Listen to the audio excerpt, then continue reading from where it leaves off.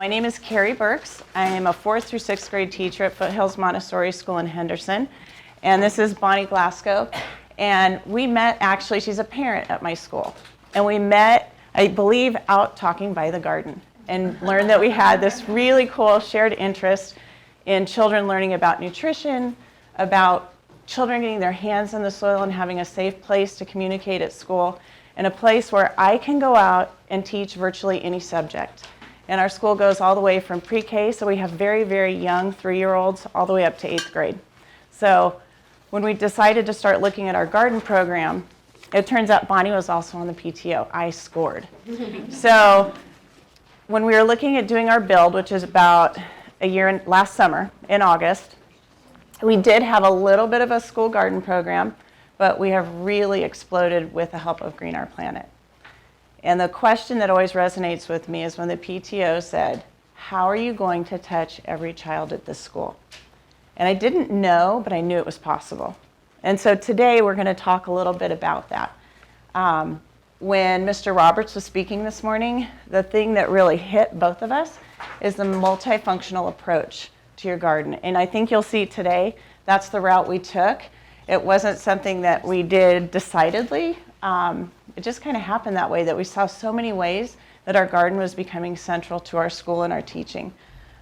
Really quickly, just by a show of hands, I know that if you're currently with Green Our Planet, you're required to set up a garden team, but I know there's people here from all over that maybe don't even have that yet.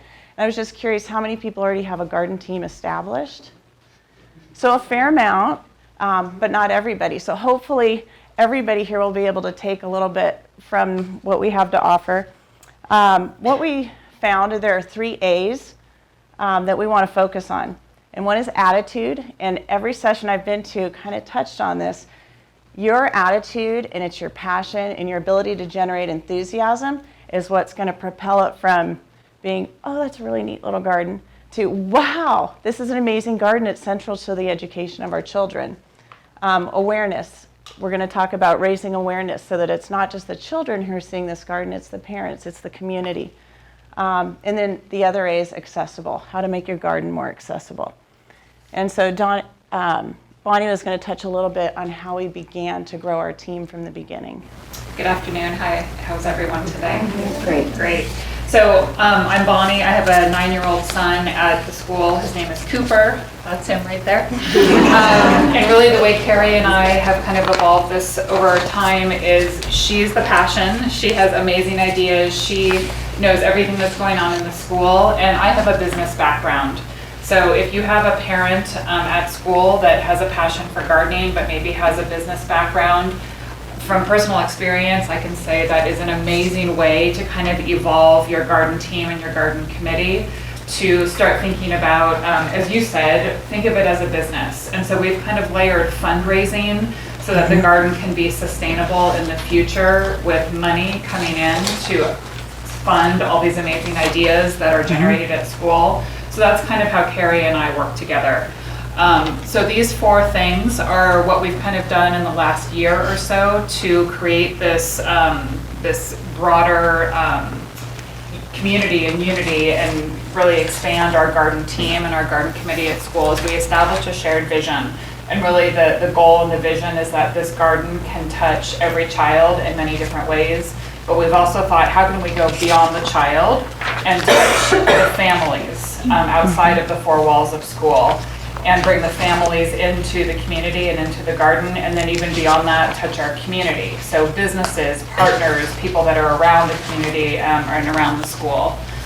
Number 2 is really encouraging PTO and parent participation. So I sit on the PTO board, I'm a parent, I kind of killed 2 birds with 1 stone. But if there's not somebody like that at your school, think about who on the PTO could really be an advocate and have passion for this. And as a parent, you know, same thing, same filter applies, and find somebody that can be an advocate. Number 3, have consistent garden team meetings. So we found that we were so full of ideas, so full of passion, and so busy that we were always kind of getting together, brainstorming, shooting out a lot of ideas.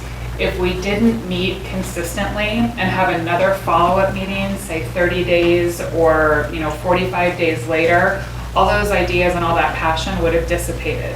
So we were really rigorous about meeting, and what happened after those 4, 5, 6 meetings occurred over 3 or 4 or 5 months is a core team kind of emerged.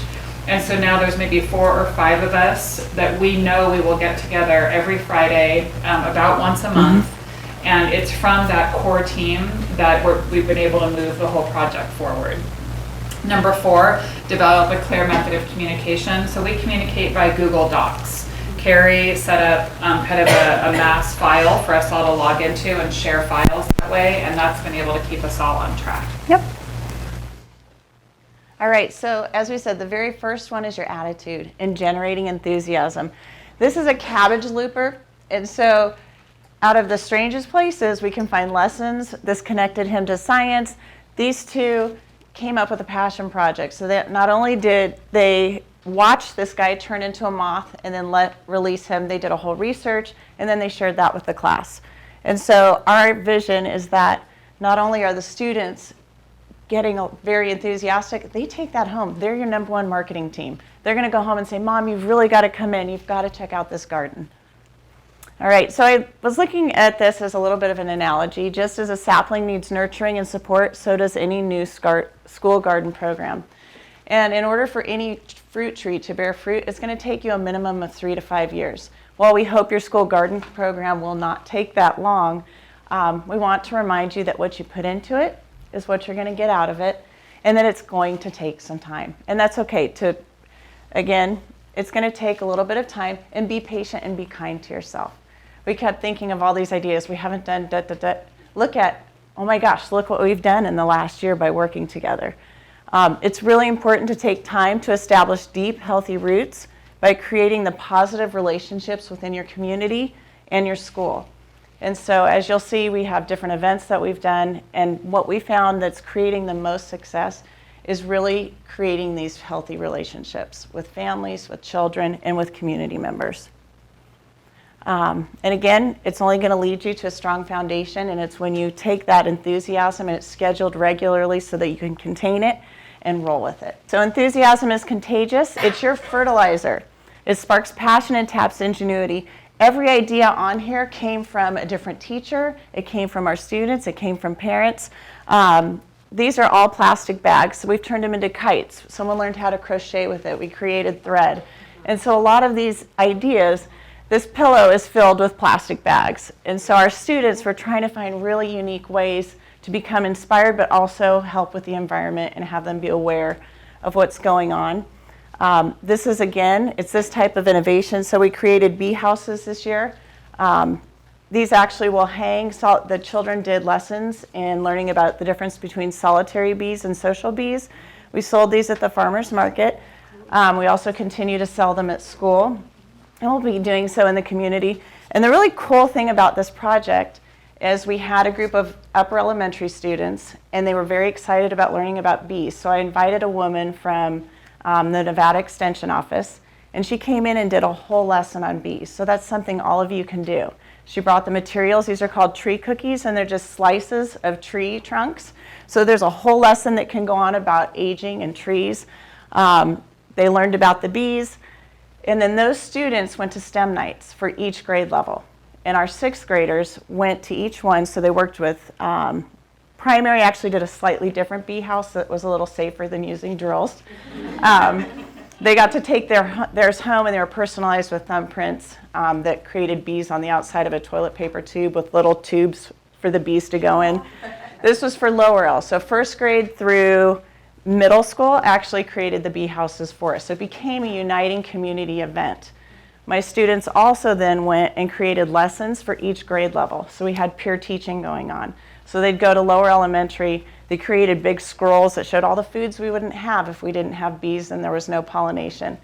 The students did hands-on activities, which I'm happy to share when we have more time, but they were, again, geared at where the children are at. So when they went in the middle school, we talked about the bee crisis and what's being done globally to help the bees, or what could those students do. So everybody in our entire school jumped on board and planted flowers, because what's the one thing you can do to help with pollination? You can plant flowers.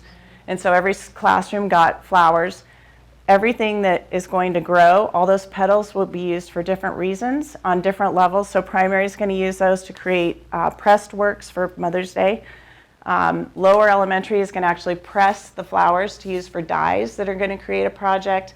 Upper elementary is going to create pendants with the blooms that'll set in resin so their moms will have something. So again, everybody's slightly different, but all comes together. This is one way to branch out. Hold a school garden logo contest. So Alina won our school garden logo contest. These are all of the entries that came in from primary all the way through middle school through teachers. So we opened it up to parents. We had it on our Facebook page. It was a great way to spread the word about our garden and get people really excited about it. So we're actually in the process of trying to figure out, we made a gallery wall, and we're trying to figure out another way that we can incorporate more of the logos. But our plan is that this will go on thank you notes. We like to teach grace and courtesy. So if someone's sending a thank you note, her artwork's front and center.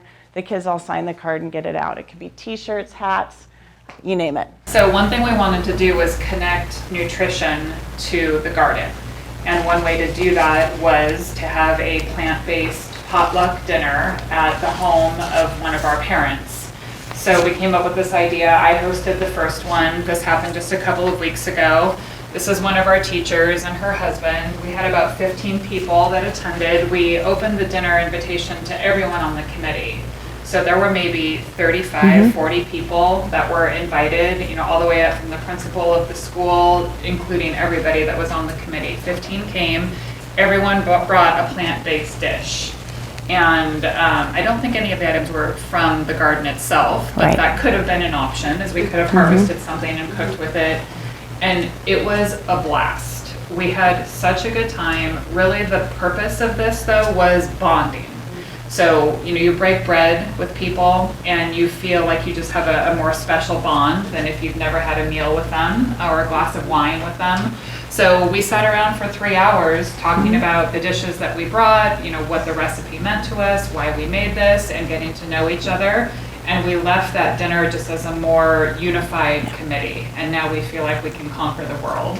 Yeah. So it was pretty cool. And we actually also came up with an idea that I'm sure some of you have actually already done, is by next winter, we thought it would be really neat to create a recipe book with all of these as a part of a plant-based collection that we could share with our school. We talk about a lot about integrating the garden into special events. Our garden is central to everything we do. So whether it was movie night, Farmer Danielle showed up. We talked about harvesting basil. She was teaching students, teachers, and parents the best way to do that. In the same exact night, we had children running to the kitchen. They're processing, they're washing, they're harvesting the basil, and actually turning it into pesto that night that we then sold at our next school event.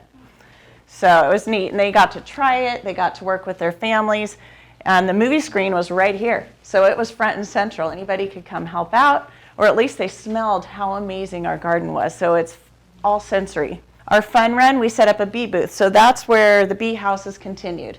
So we had all these bee-themed products. Even our younger students, even though it's usually 5th graders that go to the farmer's market, our whole school wants to be on board, and it's optional. So not every teacher, some of them it's really busy. Maybe they're having a particularly rough year. That's okay. Whoever would like to participate may, and they can use various mediums. So we had necklaces hanging from trees. We had soaps. We had candles. Everything was related to bees. Down here, I wanted to point out, we always have our Green Our Planet poster sign so that people will ask us, what do you have going on? What is Green Our Planet? Oh, I've heard of Green Our Planet. Can you tell me a little bit more about it? That's a perfect opportunity to increase awareness and education. We make things, this one's a little tattered right now, but it's for educational purposes. So even if someone's a bit shy about approaching somebody, we want them to know the science that's related, the STEAM that we're teaching. So it's prediction, it's research, we're imagining, we're observing, we're creating, relaxing, calculating. So think about all those adjectives, all the ways that students are learning at our school, and someone can walk away from this booth and understand a little bit more about why this garden is so important to us. Again, all the way down to our little ones, they actually did a bee waggle dance, and they learned in their lesson about the patterns and the way that bees communicate, and they did this to Beauty and the Bees, which you can find. Huge hit, huge draw, and then again, we kicked off our fun run, and everyone, they actually designed the shirts to be yellow so that everybody could participate in the bee theme. All right, and one thing that we have thought about doing is always selling, giving away tons of free samples. Just yesterday after school, we're selling off everything else that we did not sell at the farmer's market, or giving away. It was our perfect opportunity that we were cleaning out the rest of the garden and giving away chamomile flowers, parsley, anything that was left there so that we can prepare the beds for the next growing season. These are the little pesto containers that we used. A lot of stores are actually willing to donate those to you. Winco gave me all of those for free. Got it, we'll go fast. All right, so we always have the children make the signs. We have parents that help us with our marketing. We actually did a mint salsa that we gave away with chips and sold. That was a huge hit. A teacher actually had come across that in Colorado and came back with the idea. So again, it's spreading that information and that passion. This is the bee lesson where they went to the lower elementary class. So they prepared all the props and the activities, some of the fresh fruits and vegetables that were part of that activity. All the things we're not going to be able to eat if we don't have bees. They were very, very proud, and it's really neat to have those peer teaching opportunities. Be like a tree, stay grounded, connect with your roots, turn over a new leaf, bend before you break, enjoy your unique natural beauty, and keep growing. And I think that applies to all of us and our school garden programs. Ways to increase awareness. We do yoga quarterly with our upper elementary students, and it's always been a practitioner in the community who's willing to donate their time. It's not always this peaceful, but there's a space for this, and that's the really neat thing is we do give them a sense of place. Right now, this is a gaga ball pit, so it's a very active area, but you can convert even small spaces to make this happen. The biggest thing is to establish PTO participation and support, which thankfully we have that bridge. Create a parent liaison, encourage your garden team participation. So we find snacks just like this to get people to come, whether it's gummy worms, whether it's pea snacks, if it's fresh herbs from the garden, we try and find a cute little activity or some way just to let teachers know it's not more one work heavy thing, it's something fun that's bringing us together. Create a garden program brochure. So we're still in a draft phase, but just for example, you might want to create your own brochure so that when you have events, you can hand them out to your parents, even members of the community. So it's just got our school name, a picture. We have lots of quotes from Maria Montessori that would apply to any school program. And we have our vision. We have a whole write-up about Green Our Planet in there. Why are school gardens important? Another way to have education and to tell parents about that. And we'll pass this. And what you may find out is too, we're looking at tapping into our internal resources. There are so many parents. We have a very small school, so imagine at a big school, you've got experts right at your fingertips. It's just a matter of helping them learn what's out there and what you need. Start a garden blog. Our 6 years are in the process of building up a blog that they can add on to our Facebook page so they can tell parents, this is what we're planting, this is what grows well now. Our parents are dying to copy our gardens because they're so amazing. Send garden gifts and photos from home. I don't know how many of you use like the Remind app for your parents. Very quickly, I can shoot off a picture of a child in the garden.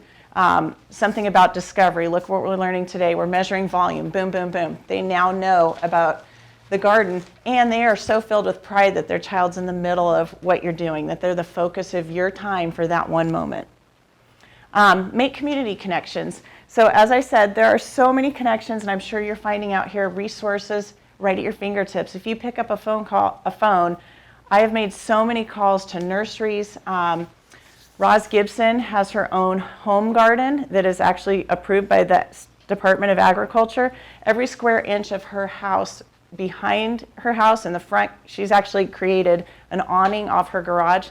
She grows edible flowers for chefs on the strip. She has welcomed us into her home. She takes my students on tours, and I know she would do that for you as well. She's currently one of the only people that actually draws up recipes and sells things out at Gilcrease. So she has good connections there as well. The land is where our roots are. The children must be taught to feel and live in harmony with the earth. We do art out there. I connect all my specialists, so whether it's music, PE, art. She has a ladybug. We did a ladybug crawling release. We do praying mantis casings in our garden so they can watch the life cycle of a praying mantis. And that's truly one of the biggest roots that we have pulled out of our garden. They were so proud. Increase accessibility. Now I know that this can be a little trickier for one-point entry schools, but again, if you have that signage, people are aware it's there. Maybe you create certain days when parents are allowed to come in. And we'll talk a little bit about that. Parent volunteers, find times so that parents can come in. Maybe it's during farmer time and you set up small group sessions so that your parents can come in, and it'll help you as a teacher enormously. It takes a little more on the scheduling side. But once you get those parents in to work with you, you're going to spread the word very rapidly. Garden markers. So I just wanted to share this. These are called biomarkers. They're actually made out of corn husks, and I'll pass these around. Kids were wondering, what's the landscape fabric that you put over your hoops? What in the world is she doing? She's put a blanket on my crops. These are fabulous ways for any type of lesson. Maybe you're doing something on, for example, I was teaching to the plague in the Middle Ages, and so we were doing plague doctor masks. So then we identified certain herbs that they could then go pick, and so we did a whole history lesson. We're doing Nevada history this year. Danielle's coming, and we're going to plant the Three Sisters. So I'm going to do a book through the signs where it takes them through, and they have to decide, is it a food, is it medicinal? And they can flip it up and figure it out on the sign. So you can do anything with these, and they're all weather. As we know, the desert heat can make signs too hot, it can make them warp, it can make them almost disappear. QR codes. I learned this actually from another school, where she put QR codes from a garden app. You can link those codes directly to Springs Preserve or some other resource, and your parents, although your students probably won't have phones on campus, if you have a special event, they can scan it in and learn a whole lot about what you're growing in your garden.